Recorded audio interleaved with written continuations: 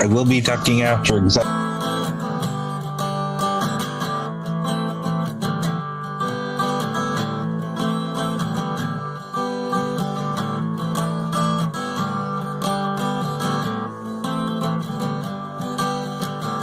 hung out with the girls. Always hung out with the girls. Always hung out with the girls. The girls, they accepted me.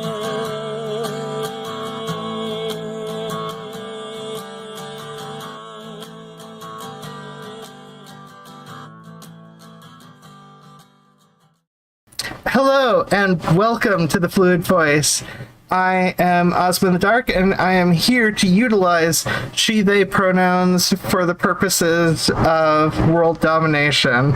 And I am here wearing the black shirt with some sort of Ghostbuster-related thing. I don't know. And I am joined, as always, by Christy. How are you doing? Hi, I'm Christy. Christy or Christiane. Christy's fine. I utilize she, her pronouns for the purposes of pissing off people on Twitter, apparently. And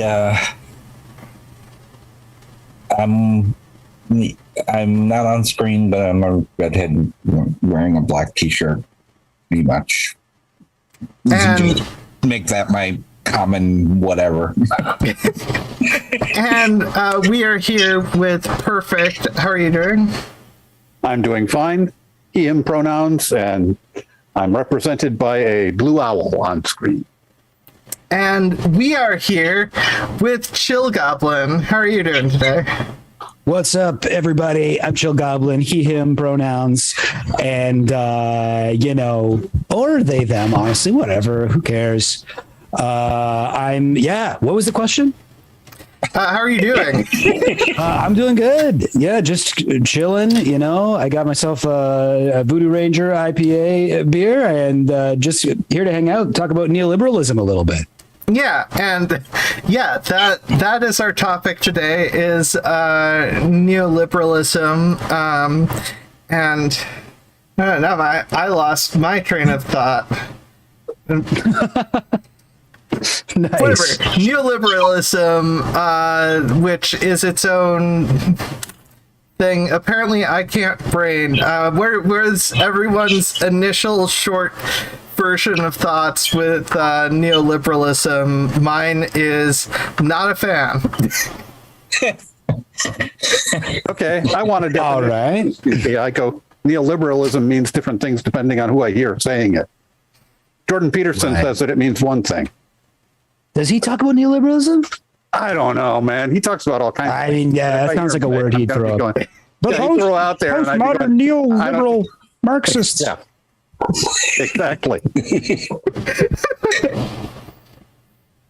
It's I'm a gradualist with the heart of a revolutionary. I'm too old to not be practical. So get as much done as you can within neoliberalism, unionize, take to the streets when necessary, and otherwise, not a fan. Sure. I mean, like, I am not a fan of neoliberalism. I think that it's bad. I think that, like, what is a definition of neoliberalism? Should we like to talk about that? Because I do feel like, I don't know about everybody else here, but when I started kind of getting into leftism and reading a lot of leftist stuff and watching a lot of leftist people on YouTube and stuff, like, people were, talking about, they just throw out neoliberalism a lot, the word neoliberalism. And for a while I was like, I feel like I know what that means. And I would like say it. I'd say it and it sounds smart, but like every time I said it, I was like, I hope to the Lord that no one asks me what I mean by that. Because it is definitely hugely misused a lot. Yeah. So, what do we speak about when we speak about neoliberalism? So I think, I mean, I can't guarantee I've always used it right, and I did actually look it up. So now my brain's stuck in the actual, like, my vague memory of the definition, which is a type of, which sounds to me like it's focused on liberal values. So a lot of focus on the self, and which is probably why capitalism is very focused on in neoliberalism, because it is very focused on the liberal philosophical idea that you're the one with control over your life type thing. You get to decide, make it, work hard, and do a good job. Oh, wow. And like, what is liberalism? That's like Adam Smith, right? Invisible Hand kind of stuff? Yeah, maybe. It's basically the freest of trades, the freest of markets, the most freedom for an individual within a capitalist system. But I feel like with the difference with neoliberalism is that it's like even more the markets need to be even more free, like according to them. And like Adam Smith's like use of the invisible hand, I've seen Chomsky talk about where he's like, actually, the invisible hand was kind of like a benevolent idea that the idea was that by allowing the markets to be free to an extent for people to pursue their own self-interest, that would actually help people. And it would be the way of creating a better society and, like lifting people out of poverty and stuff like that, which is less of a focus, I guess, with neoliberalism. Although that is definitely something that you hear a lot of neoliberals kind of justify all this, austerity and means testing bullshit as a way of, oh, sorry, I'm not supposed to swear yet. I know everything's ruined now. We'll never make it to a million subscribers. Oh God!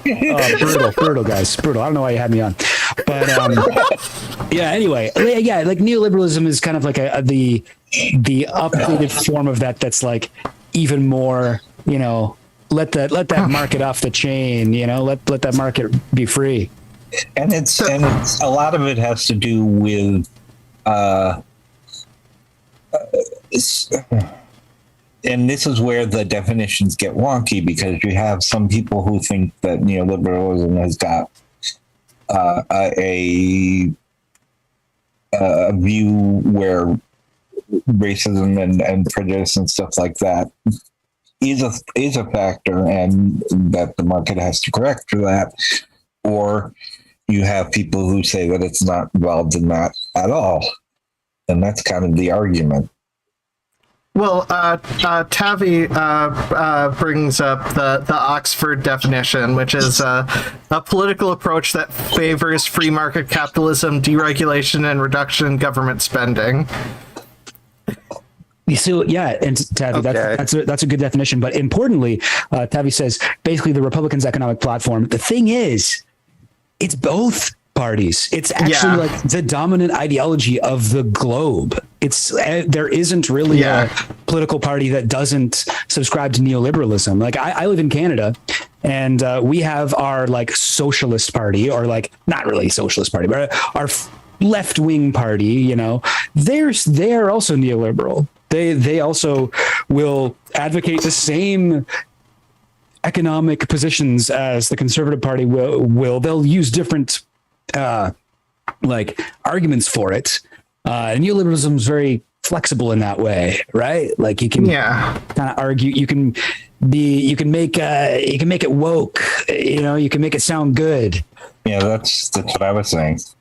Mm-hmm. Yes, exactly. Yeah. In description, my difference is that in description, it's usually allowing people to help themselves, and in practice, it's more allowing people to suffer by themselves.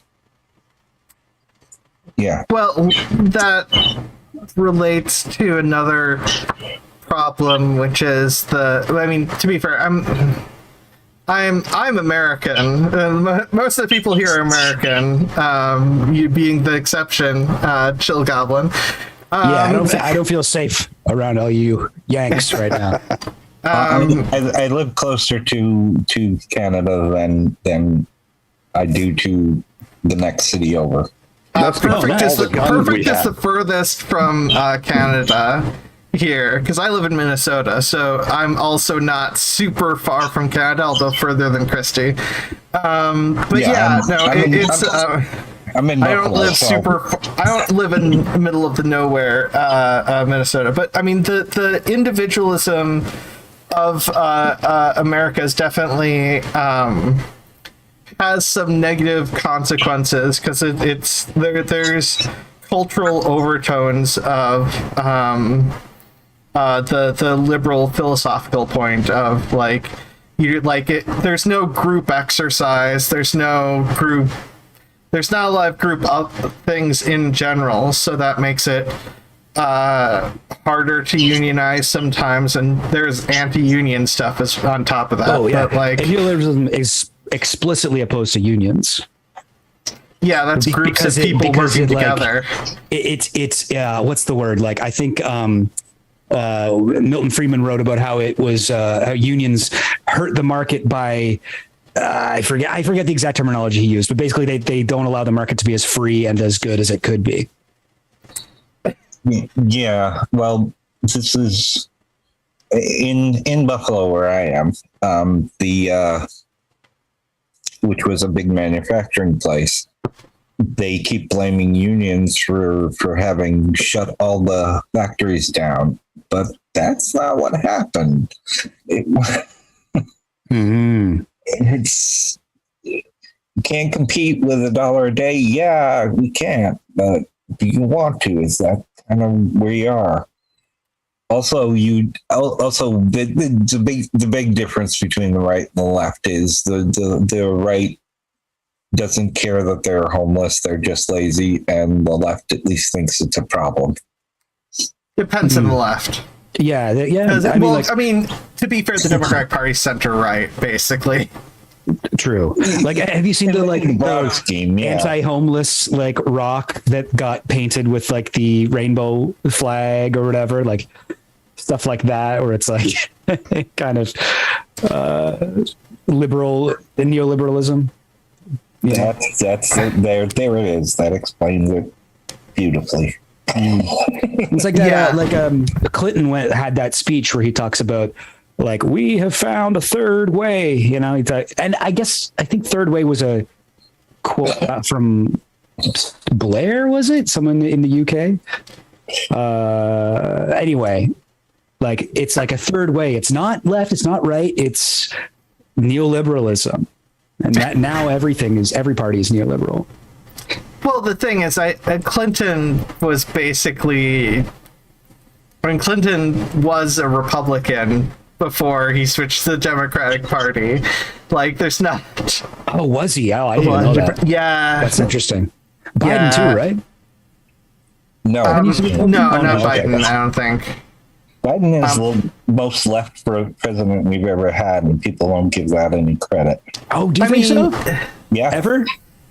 Well, not ever, because I think FDR. I actually think he's a bit more left than that, but I don't know. I heard some stuff that's not commonly taught in schools that suggests that there were some, at least, policies that were suggested by FDR that were further left than Biden would go. But yeah, in terms of social probably still further left than most presidents, because I don't think Hillary would have even fought against anti-LGBT stuff. I think Hillary would have just left it. And Tavi brought up the point about neoliberalism, about it does help a specific group who already has resources, because once you have money, well, specifically, cis, lean, white men. I mean, the lean part is having money reduces stress, and not having to work too much gives you plenty of time to exercise and get 8 hours of sleep. I think Bezos had like 3 decisions. Like 3 decisions to a day. Oh. They got 8 hours of sleep.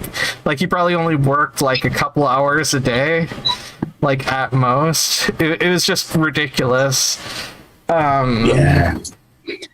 Yeah, we don't need that. We don't need that guy. He's not pulling his weight. Well, that's the thing, because it's not. There's been so much propaganda in support of capitalism and liberal values that's hard to. Like, it takes actual work to break all of that. I don't know if they have the same level of capitalism propaganda in Canada that they do in the US. I don't think anywhere has the same level of capitalism propaganda as the US, but Canada's close. We are pretty much the same as you guys. We watch all your TV I think you have shows. slightly less Nazi monuments. Oh, monuments? We actually have like some explicitly Nazi monuments. Oh yeah, here. no, you do. US does too.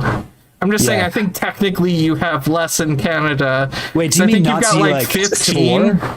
Like Civil War monuments or like Nazi monuments? I mean Nazi monuments. There's like at least 5 in Canada. And I think there's 50 in the US or something. I can't remember. Really? What's the story behind the Nazi monuments in the States? I don't know. That's wild. It's like it's a weird thing. A monument that was giving explicit directions in a number of different languages for how to install a Nazi regime after the fall of civilization. What? It was on a monument said that? Yeah, a Nazi he hired and had it done, and it was erected, and it was. Jeez. And it was there up until a few weeks ago. Yeah, they pulled it out. So these are private monuments, because in Canada we have some Nazi monuments. Public. Okay. It was in public. It was public land. It's but privately owned, which made it hard to take down. Our Nazi monuments in Canada are like installed by the government. Like they're like they were specifically when we were trying to get more right-wing Ukrainian immigrants, and we put in a bunch of monuments to all the Ukrainian Nazis who bravely died during World War II. And Operation Mapleclip.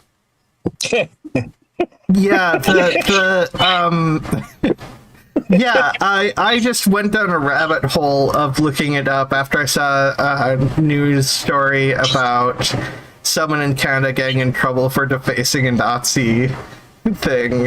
Yeah, they spray painted Nazi war monuments, and the police were like, "This is a hate crime." And I was like, "That's actually exactly what it is, though." Yeah, it's yeah, but So they're just complaining about the penmanship in that case. Yeah. I mean, I'm suddenly thinking I might have to do a show with you later about Nazis, but we can't. We need to get back to neoliberalism. Neoliberalism. Well, neoliberalism and Nazis, there is some crossover there, honestly. Like, Yeah, there definitely is. One thing I always think about is how the word privatization, which is a obviously fundamental, aspect of the neoliberal economy, privatizing as many different, things as possible, as we saw in like Chile and then later in Iraq, mass privatization. That term was coined to describe what the Nazis were doing in Germany, privatizing all these public, services and social spending. So there is a connection.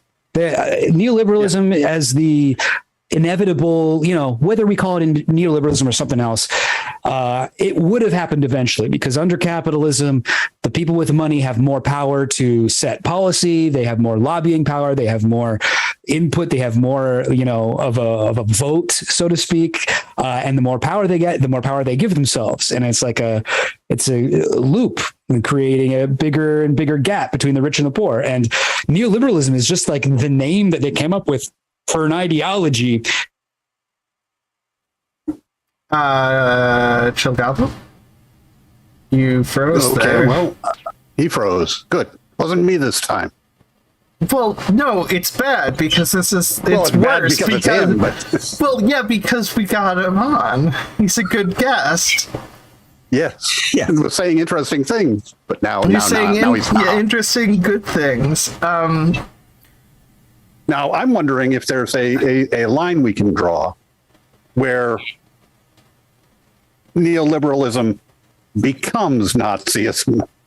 Is it when it starts including eugenics? Is that when we go, well, we can call that one?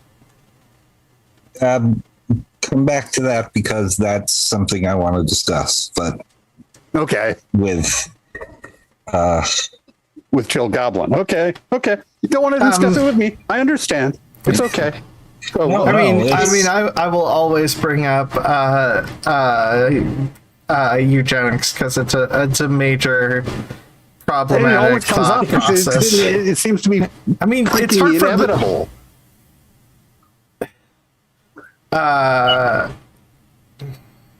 on that point, where was Henry Ford on neoliberalism? Oh, yeah. Oh. Henry Ford was okay. Odd duck. I have to take my 30 seconds now, so sorry. But yes, Emily says, says eugenics were imported by Hitler from the USA. I don't know if that's necessarily true, because there's a lot of thought processes from France that got spread with regards to eugenics that got spread in a few different places. And last I checked, I thought it was a French book. I could be wrong. I mean, Hitler definitely took other aspects in what we were doing to Native Americans and did use that as an excuse. Let me just want to sustain what Emily Chambers. Yes, Henry Ford was a racist, as in like a real die-in-the-wool racist. He thought there were different races. He thought that they were just similar. I'm gonna drop display just to make sure. For a second, just to make sure. Okay, it is over here. Good. I'll just pop that back up. I just sorry, I was just making sure that the app didn't pop up. That's why I'm saying he's an odd duck, because he's just had some really out there crazy beliefs.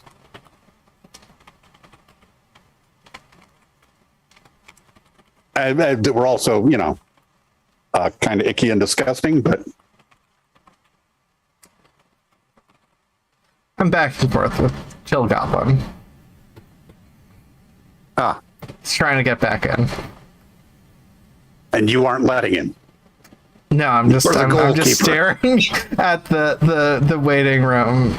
I just wanted to text that 11 minutes since I see him in the waiting room. Because I think I put waiting room back up. But yeah, there is wasn't Henry Ford the one who just sent a bunch of one of the major things that helped start neo-Nazism? Okay. Sorry Wasn't about that Henry Ford? probably. Whatever. Anyways, He did a lot of really good things. He did some really bad things, and he had crazy ideas, really nutsy ideas. but yes, back onto neoliberalism. There is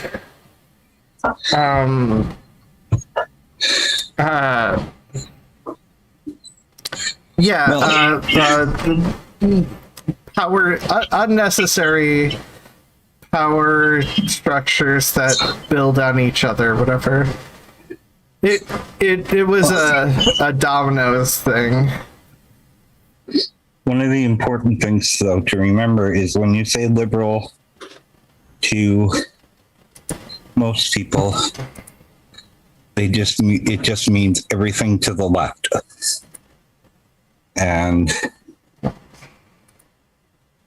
Yeah, they think that you're moving towards hippie communes. yeah, so kind of thing. it's one of those things to always be conscious of in conversation. It's one of those- No, when you talk with different people, you have to describe stuff in different ways. Just by the nature of subcultures. Conservative subculture, if you call someone liberal, you just mean essentially left to the far right. There used to be liberal Republicans. Yeah. Well, Yeah. the party switch is a whole long conversation.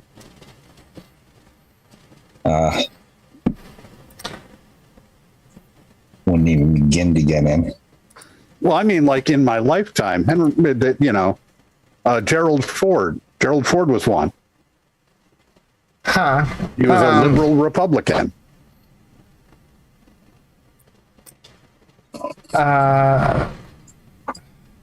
Liberal socialist Ford ideas was- combined with a Republican outlook on how one should go about accomplishing them. It was Oh, wow. Sorry, I was reading chat. Taffy says Ford had a paper full of anti-union stuff that was chock full of anti-Semitism. Looking it up, a philosophy credited to his ideas called Fordism gets referred to in neoliberalism. Huh. And then Troubadour says Ford was an early welfare capitalist with his wages and rules. He'd require you to live a certain way with examiners and stuff, or you'd have to take a lower wage. And Chill Goblin is back. Hey, Yeah. don't know what happened there. Suddenly my internet just wasn't working, so I just restarted my computer. I don't know. What'd you guys talk about while I was gone? Give me catch me. Oh shit! Don't ask me. I forget stuff right after I say it. Well, one of the things I wanted to save this conversation to you because Perfict was asking about the cross between liberalism. I was saying, when do we can we do a dividing line of when neoliberalism starts becoming Nazism? Is it when they start including eugenics? Is that where we draw the line? What is there a line? Is it that it develops into, or? Yeah, I mean, I don't think it's contradictory to it. I would say that neoliberalism is the inevitable kind of result of a capitalist incentive structure, is like an economic system, as a political system. Neoliberalism will eventually happen, and fascism or Nazism or whatever sort of form it takes, this kind of nebulous concept is also a result of, I think Vladimir Lenin said, fascism is capitalism in decay, and people have said fascism is imperialism come home, or things like that. So they are both kind of stages of the progression of capitalism. Whether they're inevitable or not is remains to be seen. But I don't think that they cancel each other out. I don't think there's a point where it's not neoliberalism anymore, now it's fascism. I don't think that they're super contradictory. I think that they can coexist, much like neoliberalism can exist in Republican and in Democratic parties. It can exist in fascist parties as well. I think, and my thoughts on this, because I have thought about it before, is that capitalism. So the way we think about capitalism came out of social Darwinism, and which is not real Darwinism, just as liberalism isn't really liberal. Yeah. And so eugenics essentially is the capitalist ideal, because the strongest the most fit will survive in that the marketplace of genetics, really. Absolutely. Great point. Yeah. Terminology. Yeah. Disabled people, homeless people who can't survive under capitalism, dying is actually, according to the neoliberal model, good. Yes. Don't get me started on Canada. Sorry. I do a news thing, and I've seen Canadian laws with regards to, I follow disabled sites, and not never again action. I keep saying never again action. I deal with that. I try to do my best to support them too, but that's a whole nother story. Not Dead Yet is the disability group, and because Canada made the MAID program is really bad. So assisted suicide is really good in concept. However, in practice, disabled people who don't fit in with society get pressured. There's a lot of eugenics and doctors thing. There was people who had I just did a story last week about people who did. Yeah, it's a big story in Canada right now. PTSD, like soldiers with PTSD getting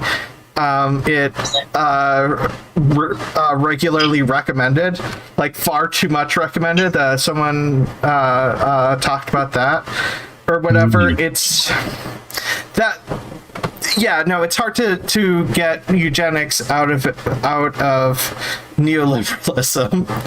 Or just a lot of current modern society, which is neoliberalism. So that's brained into society. It's everywhere now.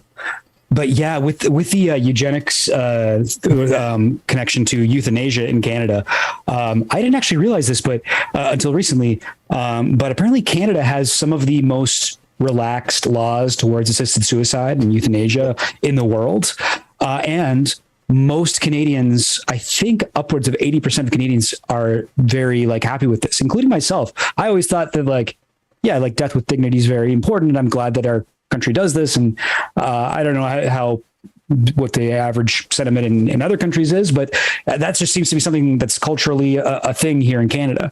But recently there's been a lot of kind of spotlight shined on the fact that a lot of disabled people are being encouraged towards assisted suicide, and a lot of poor people, just, people living in poverty, where it's like, if you are I think one example was a woman who had a certain kind of disability where like she couldn't be around a lot of like loud noises and things like that. And because of the dismal disability check she was getting every month, she had to live in this really cramped apartment complex, and she couldn't afford to move. She couldn't afford to go anywhere. And it was like every day was painful for her because of her, disability.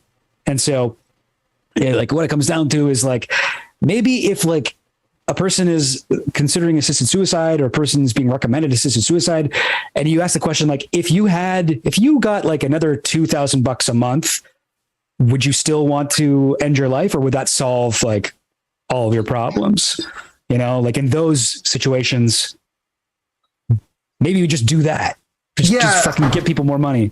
Well, the thing is, like, I think, what is it? Because I know I can't remember the study. There was some study on assisted suicide, and it was like, vast majority of people who take assisted suicide are people who either lack accessibility, the funds they need, and stuff like that, and very few, because usually when you think assisted suicide, you think someone in constant pain and agony and life is torture or whatever, so they take assisted suicide. And I do care about bodily autonomy. The problem is there's too much eugenics attitude in society. Like, the first person who took assisted suicide as soon as it became legal in Italy was just someone who lost the use of both their legs or something, and then just didn't have accessibility.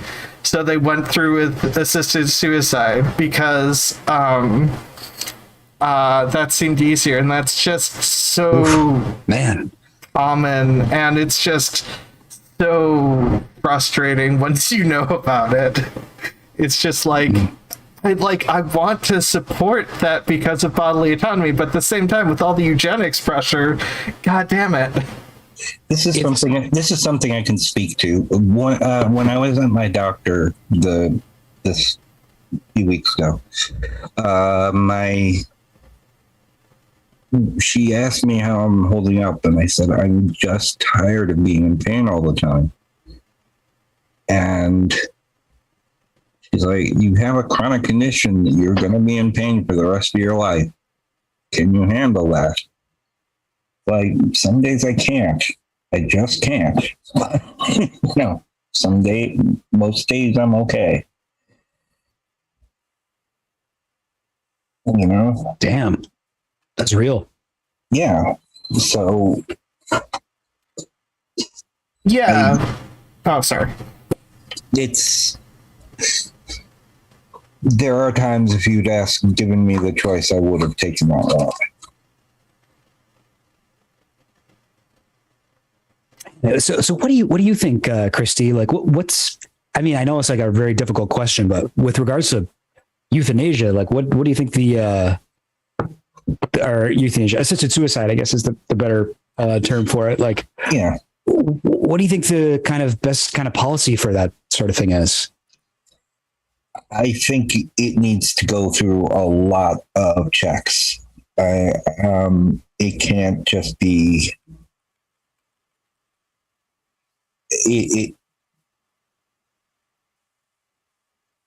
And I know it's going to make some people be in pain for longer, and I don't like that either. The problem is there is no good policy for it that safeguards and fixes the problems. I mean, when I was saying I'm just so tired of it to my doctor, I was not in the mood. It was just, I was literally just so tired of it. It had nothing to do with my mental state, which has been great. But,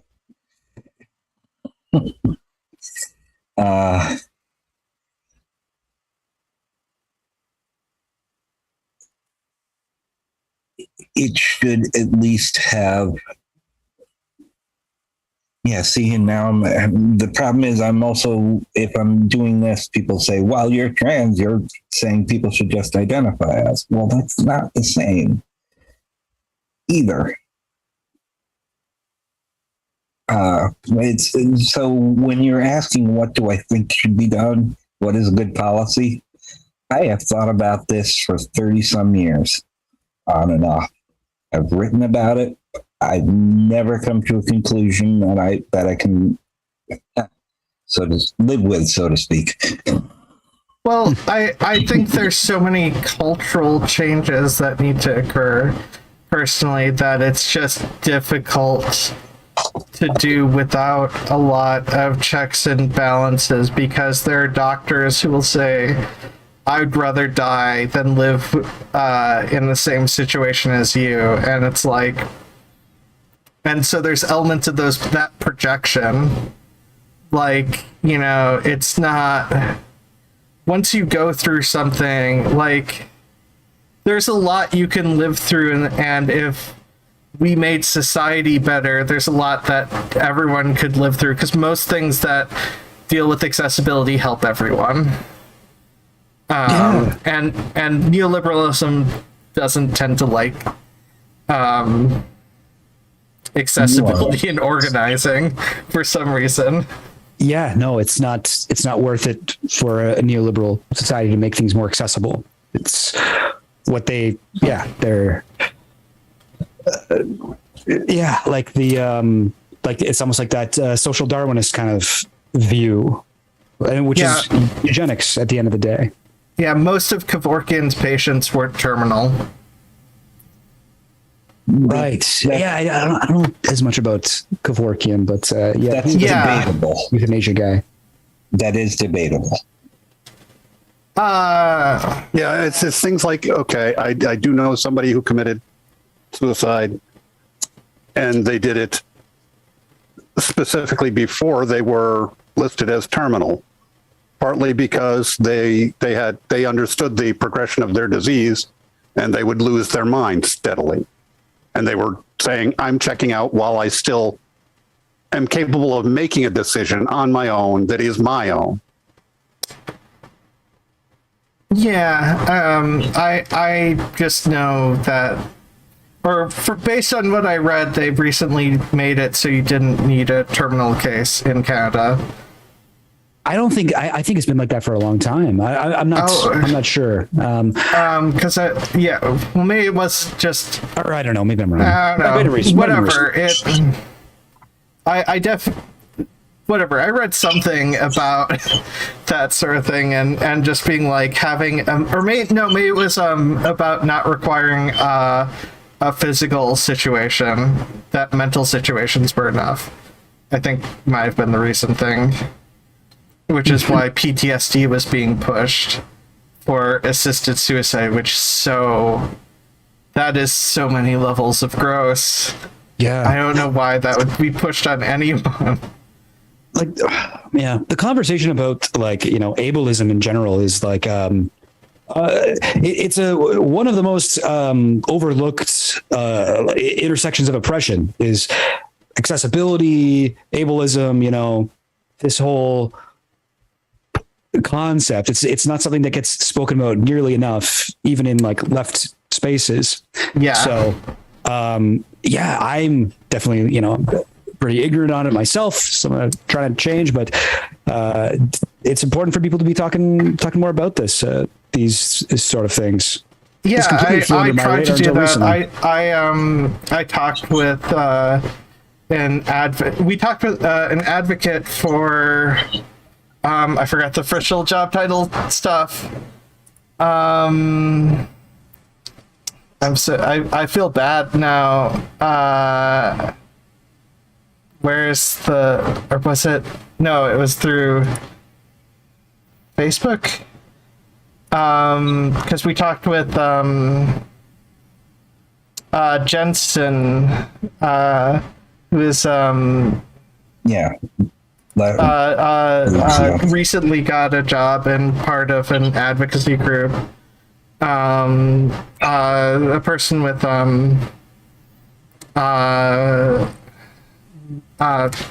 was muscular thing. It's where the muscles keep slowly breaking down. He has a muscular atrophy. Yeah. Disorder, for lack of a better term. And it's nasty. I've known one person with it in my life, and it was not fun. But I mean, Muscular like dystrophy? No, it's not muscular dystrophy, which is a different SMA. sclerotic muscular atrophy. No. Yeah. Okay. Walking is overrated and is conflated with independence. That's a whole conversation where that's really walking interesting. is so like put upon like some really special things. Doctors have in the past. I'm aware of at least one case involving someone I know who had involved a medical procedure that was risky, that was recommended to that person's parents because it could possibly cause the person to be able to walk. And it's like, oh, you might die, but that's totally worth it because you might be able to walk well. And it's like, you might be a normal. Yeah, interesting. Where in my case, they won't do the operation because there is a chance that it will completely paralyze me. Oh, damn. So they just won't do it. They won't do it. Yeah, and there's a lot of there is potential crossover with ableism and anti-trans stuff and just anything involving something that is different enough where what's good is not something the average person understands. All of a sudden it becomes, oh, well, eugenics would be a better option. Anti-trans stuff, any sort of neurodivergence, all this stuff is just like, yeah, eugenics. Yeah, let's go with eugenics. Let's go with eugenics. And it's like, no. Yeah. That's, Can you talk a little bit more about that, like how that gets conflated with anti-trans stuff? Sure. So, like, there's bathroom accessibility. You have to search to be able to find a bathroom that is wheelchair accessible. Like, in terms of accessible buildings where you can get into, just because most places have stairs. So even just getting in and out of buildings would be a nightmare. But yeah, there's aspects of there are aspects of you want to exist in society, and I'm uncomfortable with your existence. So I would prefer if you weren't able to go to these places, that what clothes you wear, what bathroom you go to, just have that not exist so we don't have to see you. It's Interesting. when I was being pushed around the Michigan airport. Now I'm a non-passing trans person, and which I don't care about. But the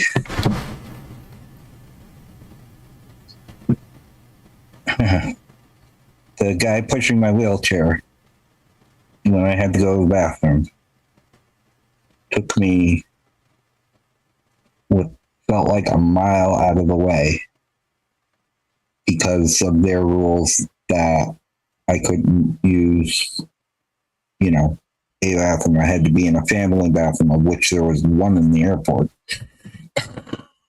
Oh, jeez. And it was forever away, and I almost missed my flight, and it was a big deal. But it's also one of the few disability available bathrooms. So, You got like a double whammy for bathrooms, eh? yeah, I'm like, I mean, in my normal life, I can walk okay. I fall down, and I get back up again. Never gonna keep me down. Hell yeah. Baby. And but in technically, whenever I'm in an airport, I'm supposed to be in a wheelchair. A lot of standing in Yeah, airports.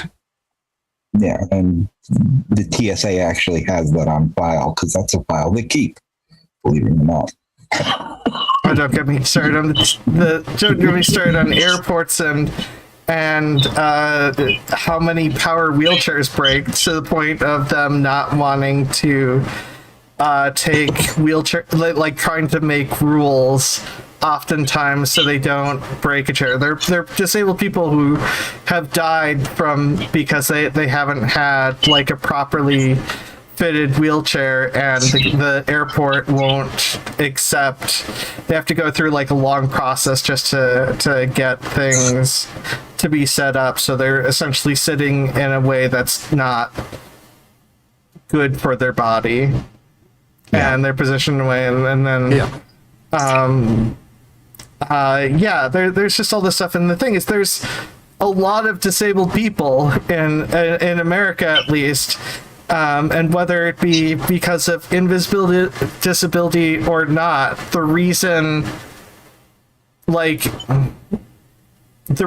you don't see disabled people as much, it does relate to the lack of accessibility in places. Where are you going to go?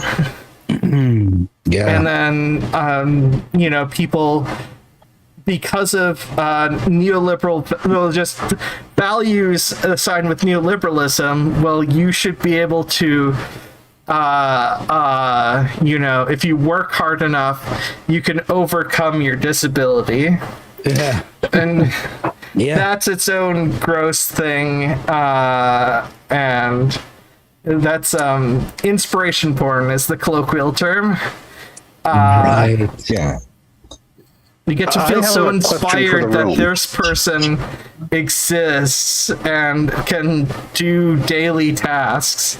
And it's like, that's weird. Yeah. Question for the room. The UBI is part of the principle of the universal basic income. The idea of it is they've got studies that back this up. If you give people a universal basic income, what they do with it is they work out ways to make themselves distinct, which usually involves some form of self-betterment. That's what they do with their UBI is they go, oh, well, now I can take the money I make working at McDonald's and I can use that to go to school or open a business or start my Etsy store or whatever it is that they want to do. Yeah. But they're making themselves distinct. And so that sounds very neoliberal, that getting people to help themselves. But the idea of actually doing a UBI does not sound to me to be very, the neoliberal concept. So is it or isn't it? Well, no, because you're getting money from the government is giving you the money, which immediately is government responsibility, which, if we're going with the Oxford dictionary definition, is against neoliberal values. But I was going to say, I like M's comment. I like peeing without fear of injury, and in public, I like closing the door, which is unreasonable, I'm told. I'm sorry. You're asking for a lot. Tabby's like, yeah, come here and let me put mind-numbing ache and shooting pains I experience daily in you, person who think I should overcome, and see how you feel. Yeah, there is a lot of that. I wanted to say about UBI that like there isn't like a standardized version of UBI that like we are talking about when we say UBI. Like I would say that Andrew Yang's freedom dividend that he was putting forward for during the 2020 election, was that 2020? Yeah, it was. That's a very neoliberal type of universal basic income, because it was actually a way of clawing back at disability payments and other types of things where it would be like, yeah, you no longer, oh yeah, if you're already getting like monthly disability checks, once the freedom dividend comes out, you can pick which one you want. If your disability is more, then you can keep it. If it's less, which it is going to be less, you can take your $1,000 a month. So that was why it kind of attracted a lot of conservative attention. A lot of conservatives were like, this is a really great plan. And Andrew Yang kind of had a little bit of pull and got interviewed by Dave Rubin, and like a lot of libertarians were like even into his thing of UBI. It was also funded through a value added tax by taxing like food and shit like that, and not taxing the rich at all, but taxing mostly would affect the poor. So it depends. I think that like I'm not completely against the idea of a universal basic income, although I think that it's I don't know, it's, you got to be careful that it's not some way for the bourgeois class to take power away from the working class by getting rid of their jobs, replacing them with a robot, and then just paying them enough so they can continue to be consumers in society, but have no actual power or bargaining power or any kind of sway in how society functions. Anyway, so I think UBI can be very neoliberal, and it could also be sick, but I don't know. It's well, I get the impression that Andrew Yang's thing was neoliberal because of what he wanted to take away for the UTI. Like that, it was less the I said UTI. No, wrong word. Andrew Yang got a UTI policy. Cranberry juice for all. Universal basic income or whatever. It wasn't the universal basic income that was neoliberal. It was all the stuff that he tacked on top of it that I would see as neoliberal. Yeah. Right. Yeah. The UBI itself isn't like, neoliberalism is kind of insidious in that way. It's very flexible. You know, you can hide behind a lot of things. And I think that makes it a bit confusing for people, because a lot of neoliberal policies will sort of say, like, act as though they're lifting up, people of color or queer people or something like that, or they'll put some sort of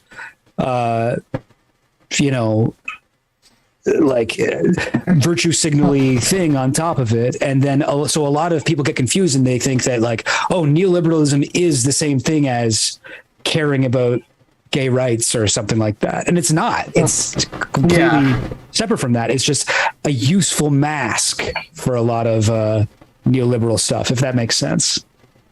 Yeah, and and we're, again, the case can be made in neoliberalism that we're outliers to the system that don't fit in and can't.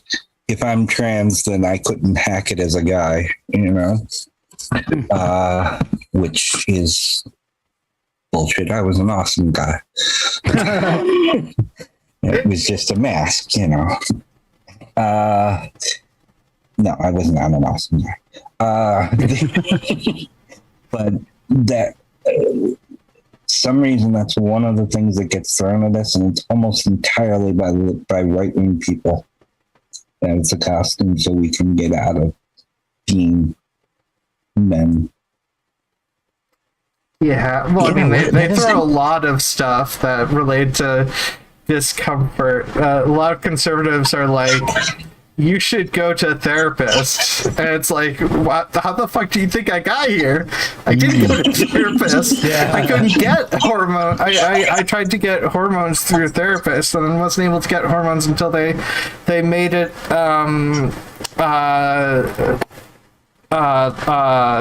whatever, so that it could be prescribed just by a doctor in the state. So yeah, same. I guess that's another way that. Oh, sorry. Go ahead.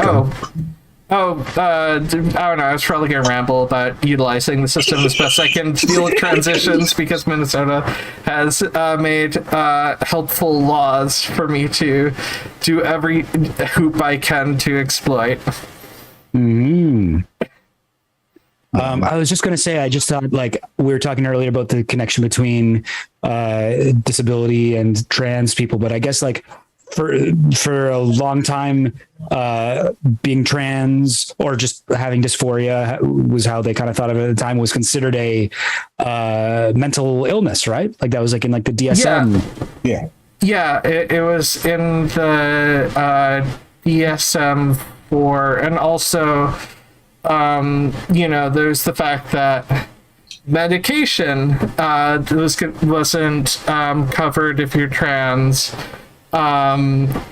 Any sort of, well, I mean, by default, most insurance companies consider any transitioning thing to be an aesthetic surgery or something, unless you provide enough proof, and you have a state law that forces insurance companies to allow you to force insurance companies to pay for a transition.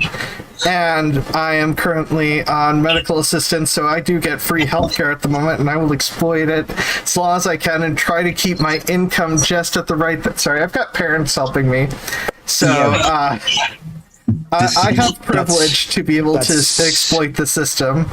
I am. That sucks, though. I am on disability. So I'm on disability, and even on those weeks I can work more than a certain amount, I'm not allowed to. oh yeah, that whole thing. How does that work exactly? Like, if you work too much, you lose your. Yep. They've changed it in New York for it's got to be a total of 9 months since receiving, but they changed it after 7 months. More had already gone by, so My goodness. I have to be very careful. Plus I get royalties, so that's in a tricky area because the work was actually done in the 80s, but it still sells, so and yeah, one of the oddities of how people think of transition is that my boob job would be covered under my insurance if I were to have one. My electrolysis, which I would deem more necessary, would not. Yeah. Interesting. Although, at least depending on the place, they do the checking to see if your chest area is, if it's past a certain level of femininity, they don't. It's harder to cover. It might be state dependent, to be fair for that, but Really? I'm just. Yeah, no, That it's sounds so uncomfortable. Oh my God. no. For bottom surgery, I need to get it. I need to get 2 letters from therapists. One of them has to have a PhD in gender, basically trans stuff. One has to have a PhD in trans stuff, and the other has to be. At least one has to have a PhD in trans stuff, and at least one has to be a therapist that you've gone for, I think, 6 months. I think that's the rules in Minnesota, at least. And that's to force insurance companies to cover it. You need both those letters. They need to be letters written less than a year ago, and you also need to get. Go through a lot of pre-surgery consultation with the doctor, so you have to and no, just wait, here's the fun one. So facial feminization surgery just got semi set up in Minnesota, and for facial feminization surgery, to get that surgery covered, you have to have letters from the doctor that describe why each aspect of facial feminization surgery is required. So you have to have the doctor, you have to have like the same 2-letter thing, and they have to go through why each aspect of facial feminization surgery is necessary. My God. Yeah, it's roughly the same here. And I'm in New York, so we're in the 2 states where it's most covered. Really? Wow. Okay, so it's covered, but it's like means tested, I guess. Yeah. Is that what all that's about? Well, yeah, and also like a lot of states until recently it's less, but a lot of states to get your gender marker changed on your identification, you had to have bottom surgery. Yep. On your identification come on now. and birth certificate. It's that still still that like way that? for birth Oh, it's still- certificate in Wisconsin. I know a state was trying to prevent you from being able to change gender identity on birth certificate recently. Although I think they might have succeeded in that, but although if you get a judge order from a different state, a state where it's the changes allowed, usually they still go by the other judge that you got it from, but you'd have to live in a different state. That is so fucked up that it works like that. And all What the hell? all the people on Twitter telling us how easy it is to just put on a It's so easy. Yeah, Yeah, you only became trans because it's easier to live like that. Yeah, You you got all know, the advantages in discrimination, life. not getting jobs. You know how much I'd love to fill out all those forms? I love that. I love that. I love filling out forms and finding therapists that'll agree to you and finding doctors that I love will to go with spend- it. The first doctor rejected my getting HRT because of it might because of the possible effect on ability to have kids or whatever, and that's why the doctor rejected. No, this is a serious thing that doctors do. Although, if you're disabled, I have heard of people getting recommended hysterectomies if they're who are disabled, because it's not like you'd have kids anyways, type thing. So, Doctor's just like, no, I want you to have kids. yeah, don't no, know. 'cause I'm not physically disabled, yeah. so like, yeah, I know. It's so weird. It's because I didn't answer the question with enough conviction, and then I made sure to answer questions better in the second doctor. I went I to. honestly, like, it's so stupid. I don't know. I feel like changing your gender on your like ID should be like as easy as switching cell phone companies, if not easier. Like, who cares? What is it even there for? Why is it even on the ID? When is that ever needed? Well, it's so easy. It's so easy already that, people will just put on a dress and go win arm wrestling contests. Right. It will ruin women's sports. I hate that. I hate God, that yeah. argument. It's so bad. It's not how sports traditionally works, and then it gets into a whole bunch of stuff with intersex Oh my stuff, and it's just sports are a social event, and sports are people not don't shared. want. There are far too many people who don't want disabled people or trans people or anyone too different from who they're comfortable with at a sports event.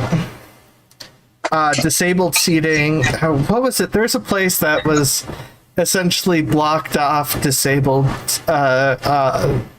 seating ability in a sports place or whatever. When I That went they were to, supposed to allow it, but they didn't. They just like blocked it off. when I went to see Gary Newman recently, which was at a small-ish place, the disabled seating was blocked off, which he found out later and apparently was very mad about. So good for him. But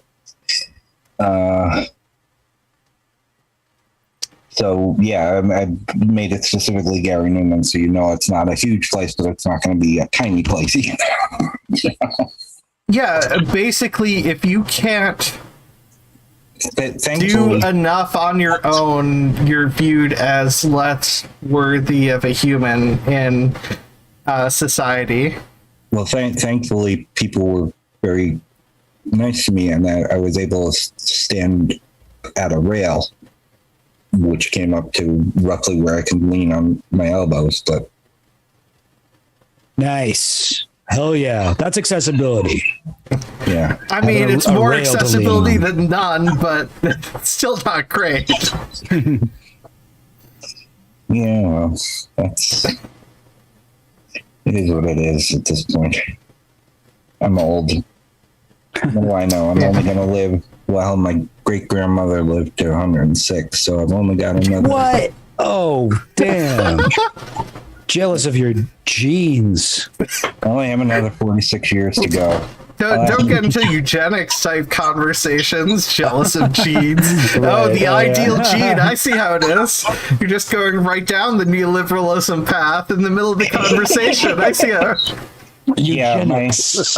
Yeah, people who don't live that longer, that long, they should die. There's most of the people in my family, if they don't die of a heart attack in their 50s, which I had my heart attack in my 40s, so that's taken care of.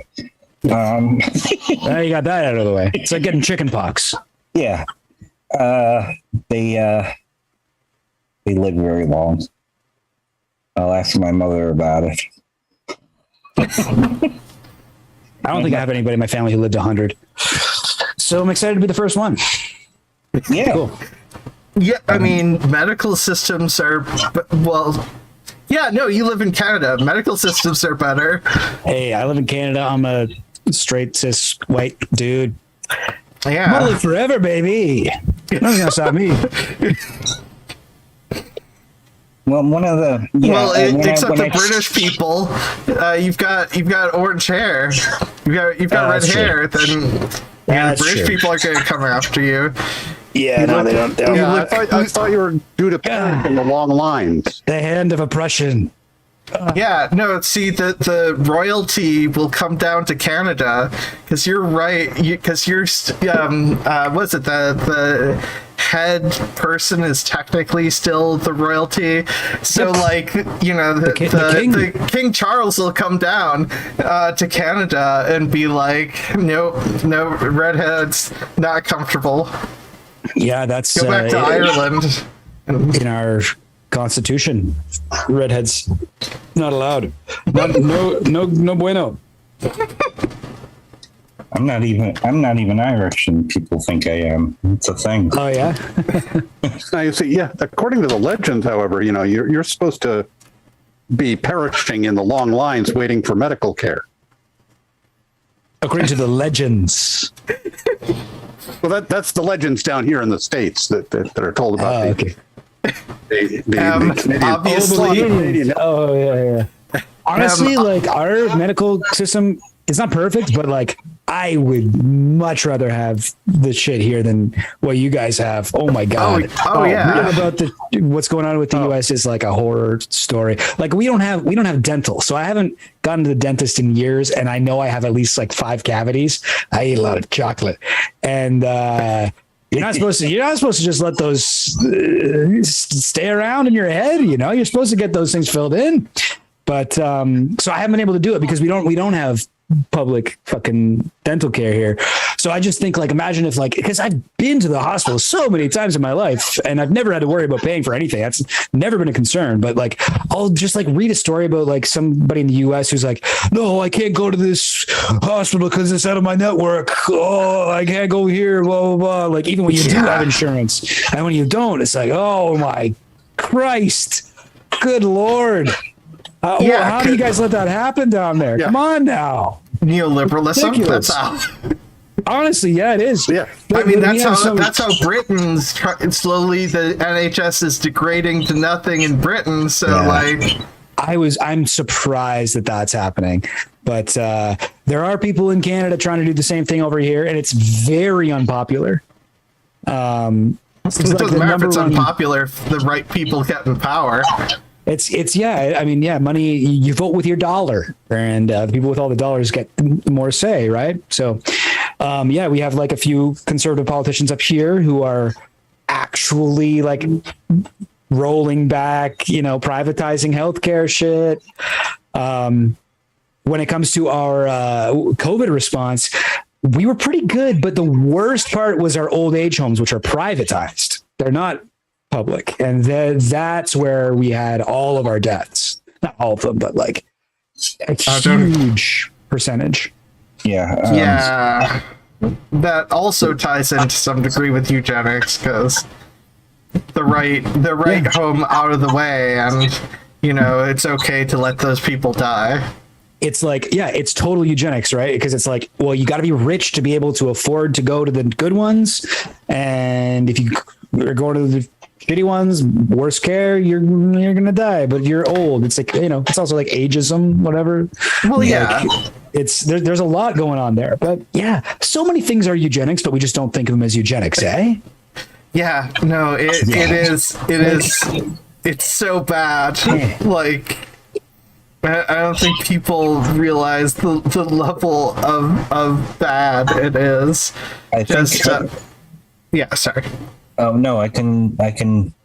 Great, now I can throw it into a slogan then, because I think in Twitterverse.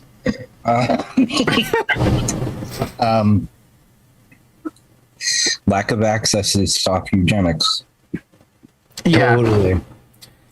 Yeah, and that's why a lot of racist policies were put into through housing, how bus systems work, and other stuff. There's a lot of racism that deals with eugenics. And from my memory of Canadian stuff, a lot of anti-Indigenous stuff is a little bit more in the forefront in Canada. Yeah, I think arguably our anti-Indigenous racism up here is worse than in the U.S. I think that's... Well, not every state, because I think... yeah. I think, what was it, North or South Dakota, wherever... there's like a couple states or whatever. They're more more racist against Indigenous people just because they're more Indigenous people in that state. Mm-hmm. Yeah. Well, our policy in the U.S. was to kill them off. The policy in Canada was to teach them Christianity And kill them off. and kill them off. Yeah. Bring them to a school, kill half of them, bury them in mass graves. Yep. Yeah, we have, and like still to this day, we have like some places like, if anybody's looking for like a great podcast, Thunder Bay. Yeah. They're this podcast about a Canadian town, like a city called Thunder Bay. And the way they describe it there, they have like people come in and they're like, I haven't seen any like racism this bad. Like this is basically like Jim Crow era, like deep South level racism in a Canadian city. And it's not just that one city. It's like a very widespread anti-Indigenous shit. Our government is currently, colonizing the Wet'suwet'en people, and trying to cover up their mass graves stuff. Justin Trudeau, our prime minister, is like laughing at Indigenous activists who try and interrupt his speeches and demand reconciliation. The Canadian government is suing residential school survivors in court, bringing them to court to like relitigate their trauma instead of just, I don't know, give them some kind of reparations or whatever it is that could make things slightly better. They're making it worse. Anyway, I could go on, but we have a pretty terrible situation up here with our Indigenous folks. Well, Orange Shirt Day on the 30th. The only thing that the Americans know about Thunder Bay, if they know anything, is that they gave us Paul Schaefer. So. Oh, really? Is Paul Schaefer from Thunder Bay? Yeah. I like Paul Schaefer. He's the good thing that came out of that town. Yeah.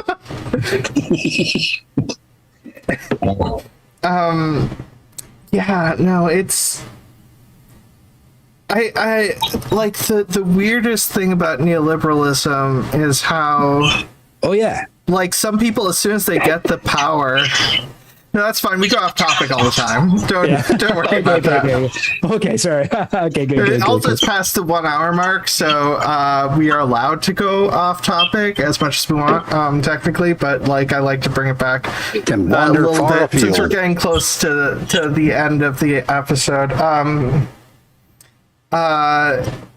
Yeah, no, the weird thing about neoliberalism, it's like once people get the power, they stop seeming to care as much about stuff they may have cared about before. Yeah. Yeah, your interests change. Well, yeah, and it's not, I don't think it's directly related to the power. I think it's the fact that they don't see the problems as much anymore. So they don't have to think about them, and so that it's easier to ignore. And if you're not, it's not something you think about. Right. Like, and you don't have the motivation to change it. You just want your life to be better or whatever. It's I don't know. It's weird. I never understood that. Like just how much people can change with money. I come from, since everything in my life is contingent, apparently, I come from two wealthy families, but my parents were both cut off for various reasons. Oh, what? Not even one of them held on to that inherited wealth? No. Oh, that sucks, Christy. Put it this way, when my grandfather died at age 99, I think. I'm just bragging about the ages. Yeah, I see how it is, Christy. When my grandfather died, my mother and her full sister did not get anything, and her half siblings got all of it. But they bought her a house. So they bought my mom a house, which that's nice. I mean, it's cheaper to That be is rich, nice. so it is cheaper to have a house That's than huge. to rent an apartment, and you have to have the right social connections to get a house. So On Long Island, Yeah. indeed. It's expensive to be poor. That's right. yeah, So yeah, it's some of the things that I converse with my aunts about floor me because they just don't understand certain things about being poor.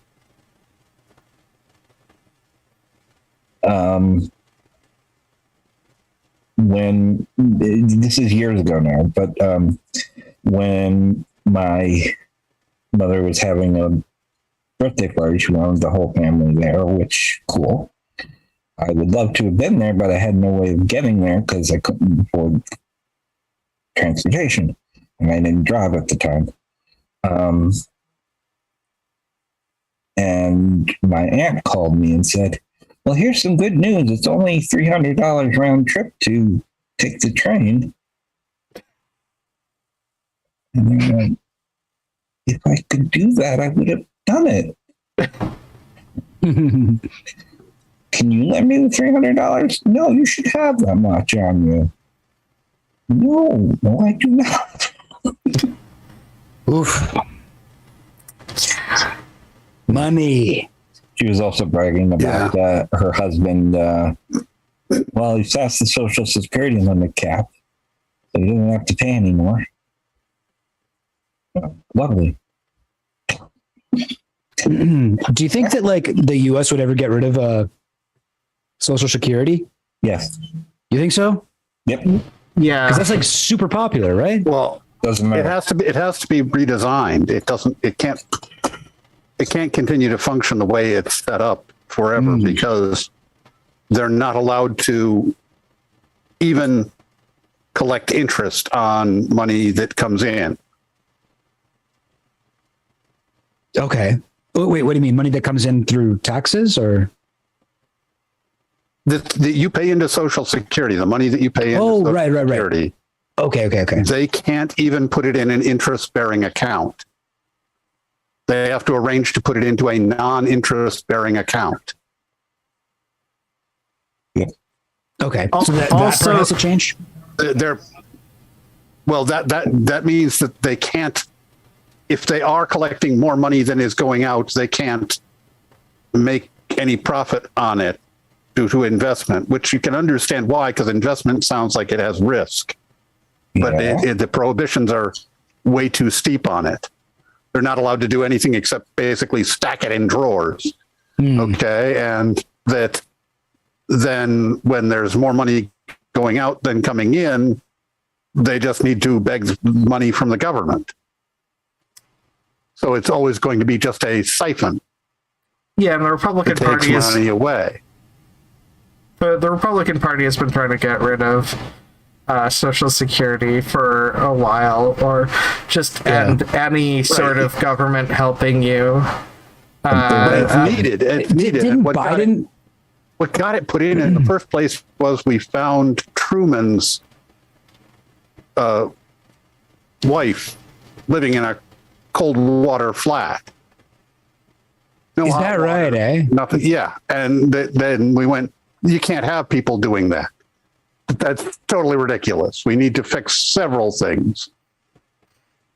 Yeah, it's the Republicans are actually running on it this time because the Republican candidates are all Trump appointed or Trump endorsed.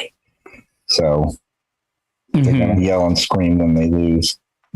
I'm just saying, I don't think Social Security provides the social safety net that many people think it does. Yeah. And I don't think it's a very good program for providing the social safety net that it does provide. Yeah, I mean, like it could definitely be better. I feel like it's good that it exists rather than doesn't, but there would be, obviously, it's not full socialism or anything, but well, yeah, we're still fighting to get Medicare for all. And getting rid of anti-drug laws. You think Medicare for all is on the table? No.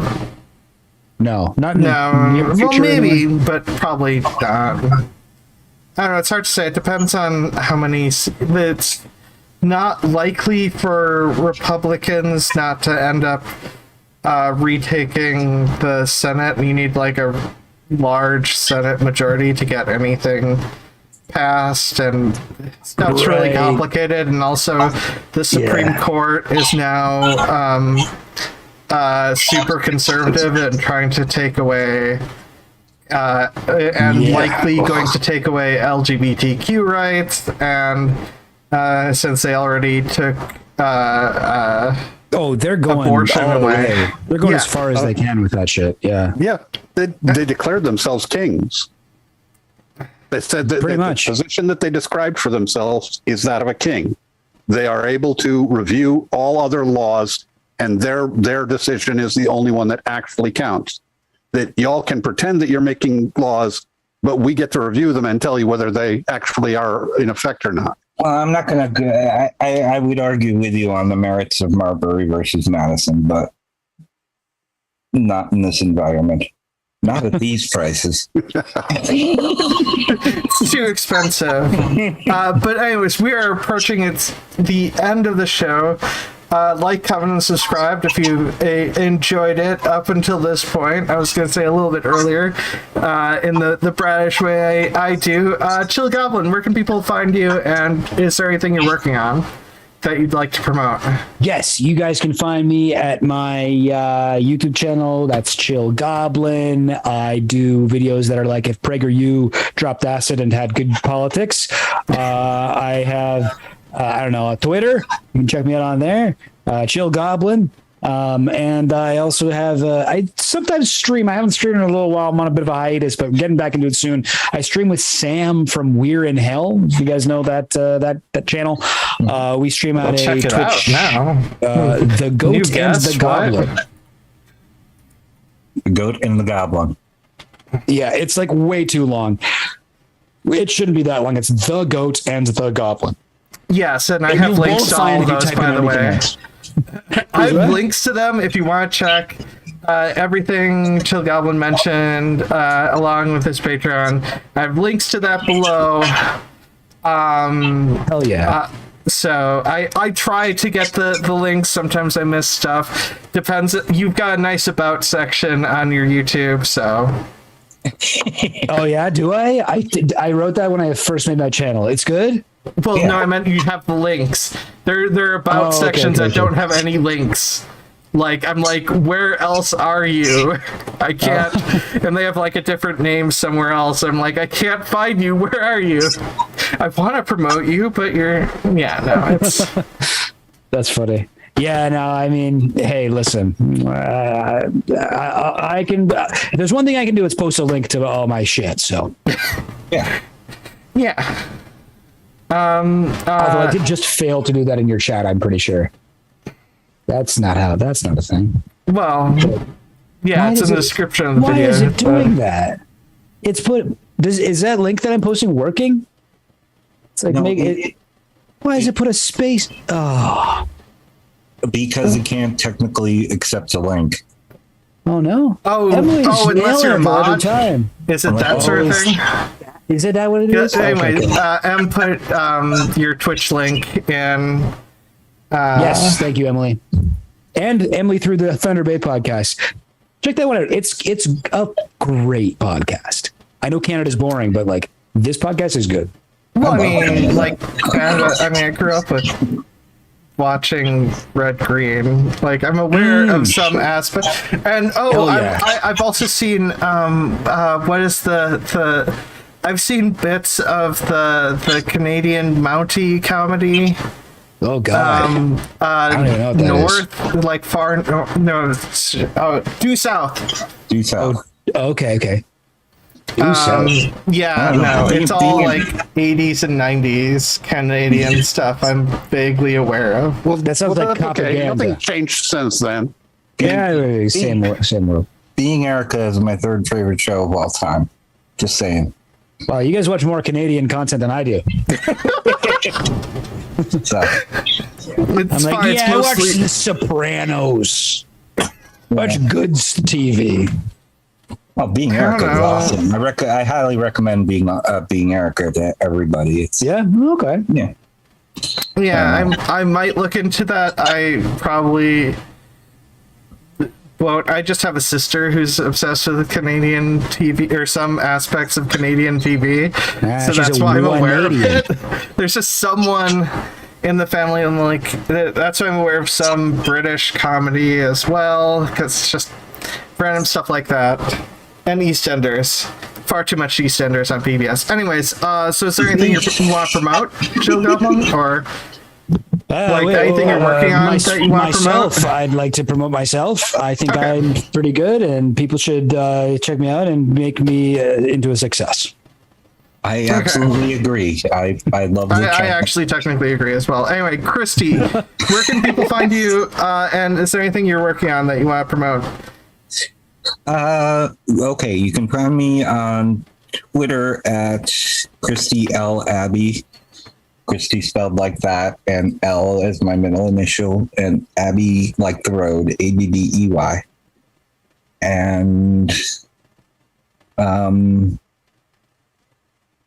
And my channel's still not back up yet, which I'm still wrangling with my kid for editing. Other than that, I'm still working on the book about the 1950s horror comics. Ooh, cool. So, that's taking up a lot of time because I have a lot of reading to do for it. There was a lot of them. I've read 980 so far, and I still have another 3,000 to go. Oh, wow. Oh my God. Wait, so you got to read all these comics for this book you're writing? I'm trying to get context for certain things, and I'm rather completist when it comes to that. Fair enough. Yeah. Perfect. Where can people find you? That's good. Well, I do this show, and there's, of course, the Discords, Rumpus Room, and the Fluid Voice Discord. You can ping me there, and I will appear. And then whatever promotional spoons I have left, I'm going to throw to Chill Goblin and watch his stuff. Yeah. I got a spoons. And you can find me, Ozma In The Dark, on Twitter. You can find me, Ozma In The Dark, just on YouTube. Technically, I have an Instagram. I have a lot of stuff where I don't necessarily post a lot of stuff, but you can find me here on my own YouTube channel and Twitch. I'm on Twitch on Monday, Tuesday, and Thursday. From Tuesday and Thursday is like noon to, or I just did Central Time. Sorry, I constantly convert that to Eastern Time because it's easier. That's whatever. what I am, and that's what matters. Yeah. I don't know where anyone's time is. It's just everyone else's Eastern time. No, Eastern Time. You just subtract numbers from, and I don't know. Anyways, yes, so like 1 to 8 p.m. Eastern, Tuesday and Thursday, and then, I don't know, 4 to 8 p.m. Eastern on Mondays on Twitch. I usually do like a YouTube thing. I won't tomorrow because therapy appointment to get the second letter for bottom surgery. Yay! Might be. Oh, hell yeah! Yeah, I might be. I might be at the end of the annoying hoops to jump through, and I might be, which got delayed because of the pandemic too. That's the last hoop, right? Well, yeah, because I did all the consultation before. So if I can get the second letter, and if the first letter was approved and didn't need to be rewritten or anything, I can get a surgery date scheduled shortly after the second letter is in. So hopefully, you know, it's not Fingers too crossed. much more. Yeah, make sure both the There's letters one are last- good and one last hoop to jump through, then you got it. Yeah, I was scheduled for summer of 2020.